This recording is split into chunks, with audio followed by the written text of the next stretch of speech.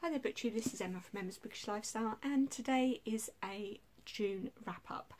And without further ado, let's get stuck in. So the first book I read in June was Ragnar Johansson's The Darkness. This is an imprint of Penguin, Michael Joseph, and I absolutely love this book. This is the part, a Nordic noir, so it's a sort of dark police thriller, and it's based in Iceland, and it's part of a trilogy on a character called Detective Inspector Hulda Hermannsdottir.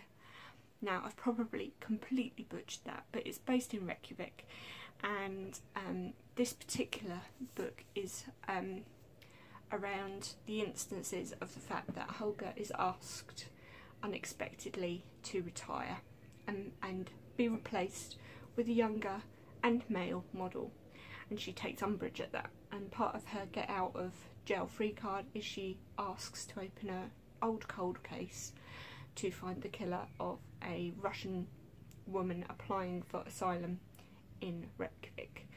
And it's really, really good. I really enjoyed it. I've got another Ragnar Johansson book on my shelves which I hauled ages ago and I really need to dig it out, but I could not put this down. It was really compelling and I really enjoyed the ending. It was very, very unique and thoroughly enjoyed it. I think in the end I gave it 4 stars. It wasn't quite a 5-star read for me, and the pacing at times was a bit bitty, and I'm not quite sure how the rest of the trilogy is going to pan out, bearing in mind the ending of this particular book, but it will be interesting to see how Ragnar continues with Hulga's story in the next 2 books.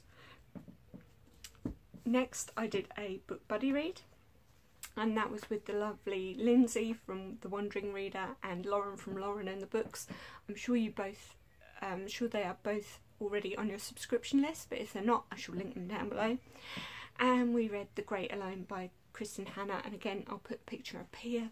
I read it on my Kindle. I got it as a NetGalley, and I have to admit I completely and utterly enjoyed it, but it was a little bit tropey. It was a little bit, what's the word? It was a little bit happily ever after, a little bit, it reminded me a bit reminiscent of Nicholas Sparks' books. So if you're a fan of Nicholas Sparks' books, you'll really enjoy this. It's the main bit that I sort of got from it, and the bit that I enjoyed the most, was actually the descriptive nature of living in Alaska and the beautiful scenery, but the harsh nature of the winters there that affected the serenity of this family, and the whole ethos of them moving there, and then the impact it has on their lives. And yeah, there were some times that were really kind of like, oh, wasn't expecting that, and then it kind of went down the way of, as I say, a Nicholas Sparks story. I do feel, however, that it would be brilliantly adapted into a film, and I don't know if that's something that people have looked into or approached Kristen about, but I did feel that it was atmospheric enough and beautiful enough in the scenery setting and that sort of thing that it could really make a good film. But that's my personal opinion. The next thing I finished off this month was the audiobook of The Hoarder, and again I'll put the picture up there because it was on my Audible account, and again really enjoyed it. I loved the lady who narrated it. Her name was Aoife. I can't remember the rest of her name. No, I can't remember the rest of her name. If I can remember or work out how to put it in the comments, I'll put it in the comments for you. But it was a really enjoyable book. I liked the witty nature of the fact that the main character had, I think because it was obviously Irish set, it was mainly saints, sort of Catholic saints, sort of commenting as they went through the storyline. I really enjoyed that, and I really loved the fact that it really kept you kind of going and wanting to come back and listen for more. So yes, again, I think that was a 3. I think I might have only given that 3 stars, but I think that was mainly because I was a little bit disappointed in the end.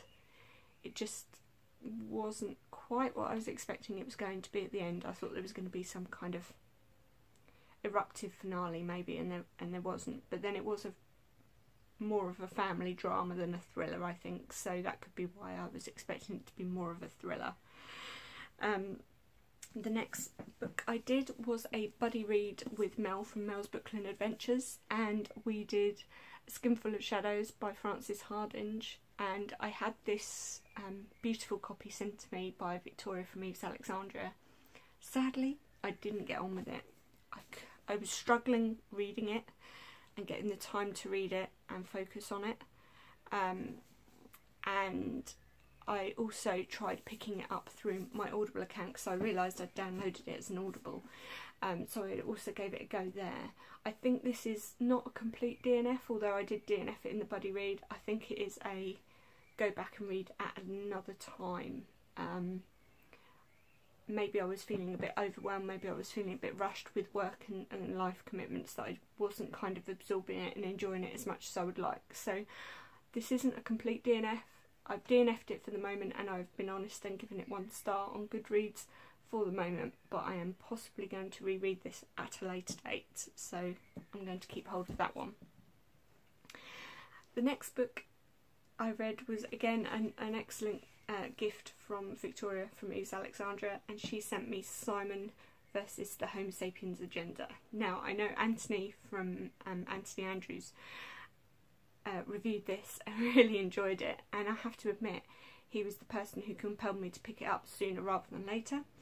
Obviously there's been the Love, Simon film, and I'll be interested now to see the film, to do a book to film adaptation and give you my thoughts on that, but at the moment I haven't had the opportunity to do that, and it's not quite come out for rental release on Sky or anything like that, so I'm not able to see it at the minute, and I missed it at the cinema. But I really enjoyed this sort of story of a 16-year-old who is struggling with coming out and meets somebody through an unusual posting in a sort of a school-based Twitter account, and starts a separate email conversation with them, and it's about his interactions with his school friends, things that are happening in his life, and the friendship that he makes with Blue, that enables him to have the confidence and the power and the strength to come out not only to his friends and family, but kind of to himself almost. And yeah, thoroughly enjoyed it and really would recommend it. Really good read. Sorry, I keep looking down because I'm looking up my notes. I'm a bit scatterbrained at the moment. I swear it's the heat. It is the heat that's driving me a little bit insane. So the next book that I had was an ARC, and I did that as a buddy read with the wonderful Kerry-Ann from Woman vs Books and Dave from Wilde Reads, and because it was an ARC I shall insert in here a copy of the actual release cover. It came out last week. This is a science fiction dystopian book. It's described along the lines of The Time Traveller's Wife and things like that, but I really didn't get that vibe at all. I struggled with the writing, I'm going to be brutally honest with you. I got through the first section of the buddy read and I was kind of like, guys, I really don't think I'm going to be able to go anywhere with this. I'm not invested, I don't like the characters, the story seems a bit far-fetched, there are plot holes already, and I'm only 60 pages in.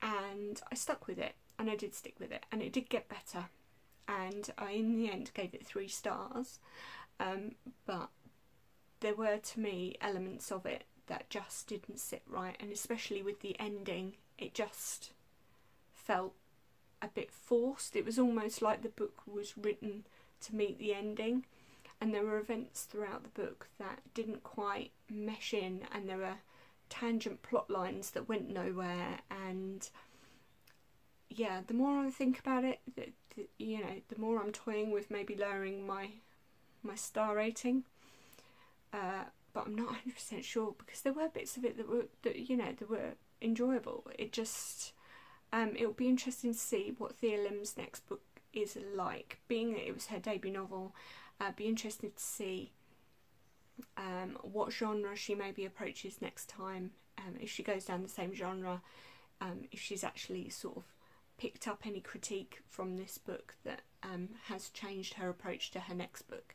I also have done a blog tour response to this for the publisher, which I will link in the comments down below. Please feel free to go and have a look there. I've done a more in-depth review.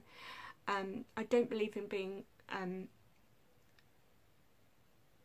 scathing unless I need to be, but this wasn't the best book, I'm going to be honest with you. I wouldn't recommend it highly, but I would say it was a 3-star read. And if you like a romance and a slow-paced novel, then this might be for you, but it just wasn't for me. So yeah, it's not one that I would pick up again. It was nice to read at the time, and it was lovely to do it as a book buddy read, but yeah, it won't be one that I pick up again. And then last but not least, the final 2 books that I'm kind of in the processes of reading at the moment, but I haven't actually finished yet. And the first is Retribution Road. This is by Antonin Varenne. This is a French novel translated by Sam Taylor, and it's about the East India Company and the soldiers that they hired to fight in Burma for them, and one of the soldiers survives quite a traumatic incident, and then he comes back to London and is recruited into the transport police that keep an eye on the warehouses and things in London. And this is around the time of the cholera epidemic, and also Darwin and Wallace's big kind of scientific release about the fact that nature is at war with itself, and also about the evolution of animals and mankind and how that goes down. But also entwined in that is a serial killer, and so I'll be interested to see how we go with that. I'm about just under 85 pages in, got quite a way to go, and I'm also doing a blog tour on this one, so if this is of any interest to you, 17th of July is my blog tour. I'll link my blog down below. Please go and check out my review then. If not, I will obviously endeavour to try and keep it in my July wrap up. And last but not least is Obsidio, and this book is the 3rd in the Illuminae Files series, and is combining some of the favourite characters from the first 2 books into this book and its conclusion. Now, I've managed to get, I think I'm about 110 pages through. What I love about this book is it's so floppy, it really is. And it's got all the fantastic things from the other books, so it's got all the sort of graphic design and computer animes, and yeah, it's just really, really enjoyable. I'll be honest, for the first sort of 20 pages it was a bit slow to get into, but now it's kicked up a notch, and I think it's going to carry on regardless now until the bitter end. I'm having to prevent myself from picking this up while I read Retribution Road, because this book is a lot more atmospheric and slow and dark, so I'm kind of juggling the 2, but sometimes it's easier, isn't it, in these hot days to just sit and have a light read. But I really want to read this as well, so it's getting the balance right, people, getting the balance right. So that's my June wrap up. I hope you're all well, and I look forward to speaking to you soon. Take care for now. Bye.